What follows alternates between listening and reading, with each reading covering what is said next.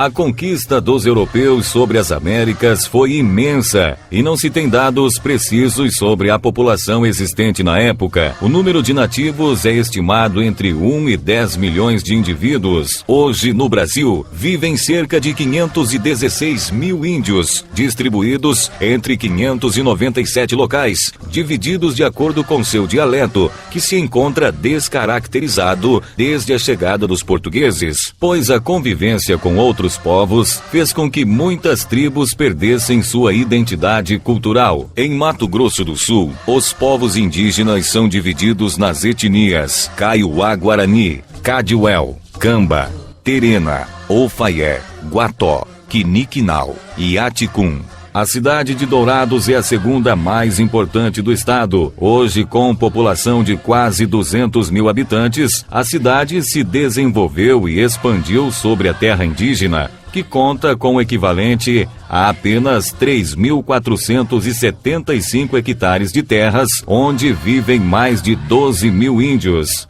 A identificação e delimitação das terras indígenas são de responsabilidade única da Fundação Nacional do Índio, FUNAI, criada em 1967 em substituição ao Serviço de Proteção do Índio, o SPI, para entender as questões ligadas à demarcação das terras e dos conflitos por elas gerados. É necessário citar o término da Guerra do Paraguai, onde foram definidos e modelados os limites do território brasileiro. Em 1882, a Companhia Mate Laranjeira obteve do Império Brasileiro o arrendamento das terras para a exploração da erva mate. Em 1915, ocorre a quebra do monopólio da Companhia Mate Laranjeira e o Serviço de Proteção ao Índio começa a demarcar as primeiras terras indígenas na região. Muita criança foi deixada órfã, né? Porque a Companhia Mate Laranjeira escravizava. Quando os pais Kaiowá, né, iam cobrar, eles não pagavam, e com isso, então, eles matavam, né, os índios. E também, quando não faziam isso, marcavam. Aí, quando surgiu o SPI, né, para tentar arrumar, fazendo o chiqueirinho, que a gente chama as reservas para índio, né, ele, em vez de perguntar a nossa história, conhecer a nossa história, ele já foi registrando, né, como já estava marcado, né, nós já estávamos marcados, então já foi marcando como é que, de quem que a gente pertencia, né, que branco. E assim que surgiu a nossa história, né.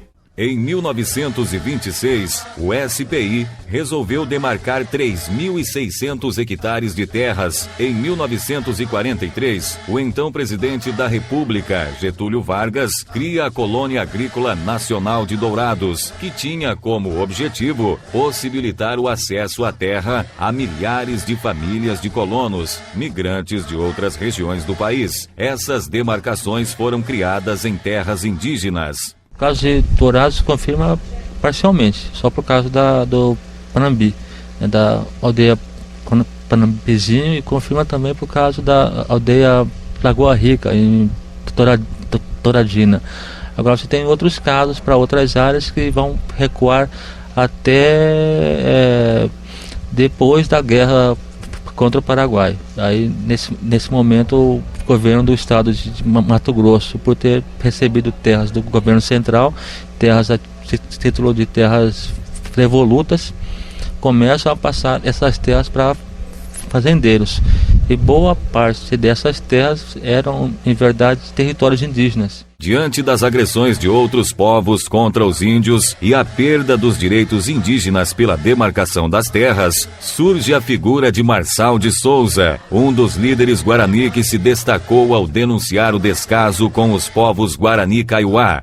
Nós reclamamos a injustiça, a calúnia, a pobreza, a fome que a civilização nos trouxe. Marçal de Souza nasceu em 24 de dezembro de 1920, na região de Ponta Porã. Índio Guarani, tinha o nome de batismo Tupanhi, Pequeno Deus. O meu pai sempre teve, desde o início, né, ele já teve a iniciação de cacique, né, de uma pessoa que seria um líder do povo. Ele foi batizado como Tupanhi já com esse propósito, né? E esse espírito de liderança já nasceu com ele. E ele sempre teve realmente essa liderança, tanto na época que no campo religioso, né, quando na época que ele fazia parte da igreja presbiteriana, como depois na própria comunidade. Aos 3 anos, mudou-se para a aldeia Teicuê, no município de Carapó, onde viveu até os 7 anos de idade. Em seguida, sua família mudou-se para a reserva indígena de Dourados, na aldeia Jaguapiru. Aos 8 anos, Marçal ficou órfão e passa a viver na missão Kaiowá, permanecendo ali até os 12 anos. Seu contato com a cultura do não-índio ocorre na adolescência, quando passou a viver em Campo Grande e mais tarde em Recife, no estado de Pernambuco. Aos 20 anos voltou para Dourados, onde trabalhou como recepcionista e atendente de enfermagem no Hospital Porta da Esperança, localizado dentro da missão Kaiowá, na aldeia Jaguapiru. A vocação para discursos inflamados ficava evidente quando ele pregava o evangelho. A professora Brianese destacava muito que o Marçal era muito inteligente e, com isso, ela encaminhou o Marçal para as mulheres evangélicas. Essas mulheres faziam coleta para que o Marçal pudesse se deslocar até a cidade de Patrocínio, de Minas Gerais, onde lá no Instituto Lani ele pôde então estudar para ter uma formação de ensino fundamental e para que fosse encaminhado também para os estudos de formação de pastor evangélico, de pregador evangélico. Então, lá ele estudou homilética, estudou exegese, estudou, enfim, os fundamentos da teologia. Marçal atuou também como intérprete guarani português, tendo a oportunidade de conviver com antropólogos e cientistas sociais, como Darcy Ribeiro e Egon Schaden. Uma pessoa extremamente curiosa, adorava a leitura, né? E lá ele teve contato com boas bibliotecas. Aqui também, quando ele retornou, a missão Kaiowá sempre teve boas bibliotecas. E o Marçal, então, até como autodidata, lia tudo que aparecia, né? Primeiramente, eu quero me lembrar um pouco do meu passado. Não me lembro bem, porque nós índios não guardamos datas como vocês guardam datas e anos no papel. Na década de 40, tive o primeiro encontro com o professor Darcy Ribeiro. Descobri que nós índios tínhamos uma riqueza muito preciosa, que era a nossa cultura, a nossa crença, a nossa vida de índio, a nossa organização. Desde então, nasceu um amor muito profundo pelo meu povo índio. Eu devo abrir de olhos ao professor Darcy Ribeiro. Marçal de Souza começou a viajar e participar de simpósios, encontros e conferências, tornando-se conhecido como índio peregrino. A partir do momento que as lideranças indígenas descobriram Marçal, aí então Marçal passou a ser o porta-voz da comunidade indígena brasileira, um dos mais eloquentes e mais importantes porta-vozes da comunidade indígena brasileira, né? E foi por isso, então, através disso, que ele chegou a ser o primeiro sul-mato-grossense a falar das tribunas da ONU, lá nos Estados Unidos. Em 1963, Marçal foi escolhido para ser capitão do posto indígena da Reserva de Dourados, cargo ligado à FUNAI, onde ficou até 1967. Em 1980, na 14ª Assembleia Indígena, foi escolhido como representante dos povos indígenas no Brasil, fazendo um discurso para sua santidade o Papa. A nossa miséria, a nossa tristeza pela morte de nossos líderes, assassinados friamente por aqueles que tomam o nosso chão, aquela que para nós representa a nossa própria vida e a nossa sobrevivência nesse grande Brasil chamado chamado um país cristão. Ele era uma pessoa assim que estava sempre sendo ameaçada, né? Porque ele era uma pessoa, no período que meu pai fazia aqueles discursos, era sempre contra o governo brasileiro. Porque ele sempre lutava pela questão dos direitos indígenas, do povo indígena brasileiro, e ele tentava denunciar o genocídio que o povo brasileiro estava passando aqui no Brasil. E ele lutou muito, denunciava para o governo do Mato Grosso do Sul, denunciava para a FUNAI, e ele não era ouvido, porque naquele período não existia totalmente a liberdade de expressão que tem hoje, né? E ele sempre era ameaçado por causa dessas questões, porque ele denunciava, não tinha medo de denunciar. E quando ele foi escolhido para representar o povo indígena para falar com o Papa, ele falou que foi a oportunidade que Tupã Nhanderu tinha dado para ele, para denunciar para o Papa, que era o líder religioso do não índio, e que através do Papa ele sabia que a voz dos que não tinham voz seria ouvida para os povos do outro, fora do Brasil, que quem sabe talvez a situação do brasileiro situação dos indígenas brasileiros seria amenizada, principalmente pela questão da terra, onde os povos indígenas estavam e ainda hoje estão sendo espoliados seus territórios. O Marçal deu uma contribuição importante no sentido de dar visibilidade para essa questão. Uma das terras em que ele teve uma participação importante foi a terra indígena Piraquá, na bacia do Rio Apa. Mas talvez a maior contribuição que o Marçal tenha dado foi no sentido da organização de movimento indígena nacional, que acabou tendo, anos depois da sua morte, uma participação importante na elaboração da nova Constituição, a Constituição de 88, promulgada 5 anos após a sua morte, mas que garantiu a todos os indígenas brasileiros de direitos que até então não existiam. Foi perseguido por muito tempo e ofereceram dinheiro para ele tirar o povo da terra. E ele não foi capaz de fazer isso, então por isso ele perdeu a vida. E para nós isso representou muito. No dia 25 de novembro de 1983, aos 63 anos de idade, sua voz foi calada para sempre, covardemente com 5 tiros na comunidade onde vivia, em Antônio João, interior de Mato Grosso do Sul. Ele recebeu a visita então dos capangas e recebeu 5 tiros, isso já quase de noitinha, e o que me chamou muita atenção, que foi sintomático, um dos tiros que ele recebeu, que foi exatamente na boca, né? Assim, a queima-roupa já, e isso é sintomático porque certamente foi com essa intenção de calar, de silenciar definitivamente o maior porta-voz da comunidade indígena do nosso país, né, que era o Marçal. O nosso destino não será de rosas. Talvez muitos de nós devam escrever a nossa história indígena com o próprio sangue, como tem acontecido aos irmãos nossos. Mas um dia faremos o V da vitória para o governo, para a FUNAI. Seremos vitoriosos.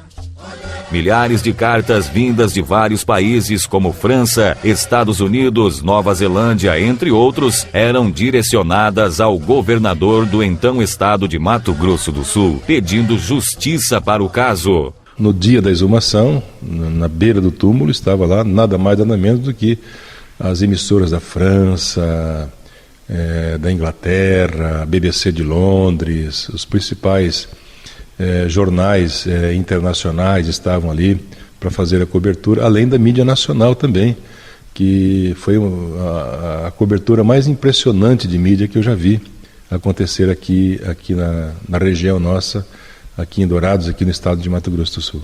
Os acusados do crime, Líbero Monteiro de Lima e Rômulo Gamarra, acabam absolvidos em julgamento realizado somente 10 anos depois, em 1993. Líbero foi julgado e absolvido por falta de provas por 2 vezes. A última delas em 1998. O crime prescreveu em 2003, sem que fossem encontrados e punidos os culpados. Eu fui indicado para participar do júri, né, como testemunha da família do Marçal de Souza. E participei do primeiro, né, do primeiro júri e do segundo júri também. E nenhum dos dois me agradou, sabe? Achei que houve muita injustiça. Apesar de todo esforço que foi feito pelo Conselho Indigenista Missionário, pelo Movimento Indigenista Nacional, para que o segundo júri, fosse realizado em Campo Grande, ou então em Dourados, numa cidade neutra, né? Isso realmente não aconteceu. E novamente a família de Marçal de Souza foi prejudicada, foi derrotada. E assim, lances assim incríveis que aconteceram, como por exemplo o promotor, que deveria ser o promotor de defesa da família Marçal de Souza, na época o Ademar Mombrum de Oliveira Neto, ainda fez várias citações, trechos importantes do seu discurso, desqualificando a comunidade indígena, né? E isso prejudicou muito também a avaliação do jurado. Uma vez eu fui até chamada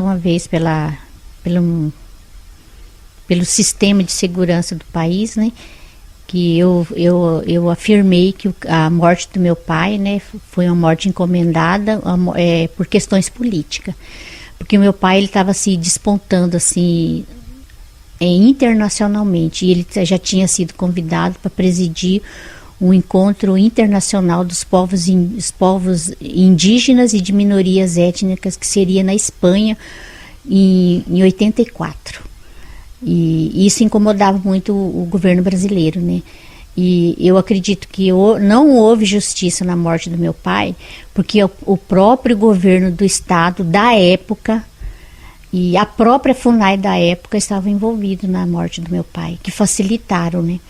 Que tanto é que ele, na época que ele morreu, nós da família não sabíamos que ele tinha falecido, né? Tinha sido assassinado. E ele já ia ser enterrado sem comunicar a família. As 13 áreas indígenas Guarani e Kaiowá que existiam em 1983, ano da morte de Marçal, saltaram para 111, fruto de uma luta pela retomada das terras dos nativos. Nós temos algumas terras que já foram certificadas pela FUNAI, mas não foram ainda homologadas. Tem umas que já foram certificadas, foram homologadas, mas na verdade a gente tem, no caso dos Kaiowá Guarani, em torno de 30, talvez a 40 terras que precisam ser certificadas e que ainda não foram. A população, que era cerca de 17 mil guaranis e kaiowás, subiu para 43 mil pessoas, incluindo os que vivem fora das aldeias. O corpo de Marçal foi sepultado no cemitério Santo Antônio de Pádua, em Dourados, e hoje é um dos mais visitados no dia 2 de novembro, dia de finados. Eu acho que assim, a história do meu pai não é tão conhecida aqui na região de Dourados, porque é a terra dele, né? Mas em outras áreas indígenas do Mato Grosso do Sul, e eu sei também em algumas áreas de alguns povos do Brasil, o dia da morte dele é feriado. Só não aqui em Dourados.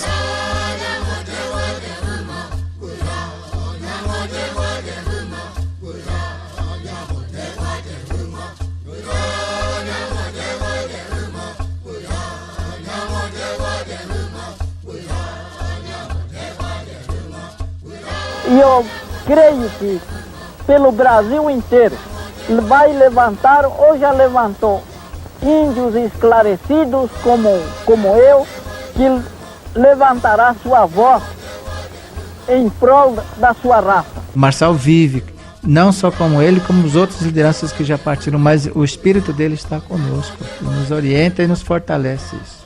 Porque o Marçal dizia, a gente se organiza ou a gente se entrega para o governo. Então, chegou a hora da gente se organizar mesmo, para a gente encarar essas políticas de nosso estado, de nosso país, né? Existe ainda entre nós, né? A voz dele ainda está soando nos ventos, né? Toda vez que vocês sentir frio, chuva, sol, lua, vocês podem lembrar que o Tupã está aí, né? A juventude dos dias de hoje e as futuras gerações talvez não vão acreditar que um índio pudesse se projetar tanto, né? E ter palmilhado aqui o estado de Mato Grosso do Sul, o Brasil e várias regiões até do mundo. Marçal realmente foi um grande exemplo que fica para a juventude e para os estudantes, para todo mundo refletir a respeito de um fenômeno espetacular de ética e de compromisso com a sua raiz. que ele foi um grande lutador, né? E segundo Darcy Ribeiro, que era amigo dele de correspondência, diz que ele foi um dos maiores intelectuais do Mato Grosso do Sul, porque ele era uma pessoa que discursava tanto para senadores como para deputados, e também discursava para universitários e discursava para o povo dele. ele sabia ir e voltar no nível da sua plateia. Dizem que sou uma pessoa marcada para morrer, mas por uma causa justa, a gente morre.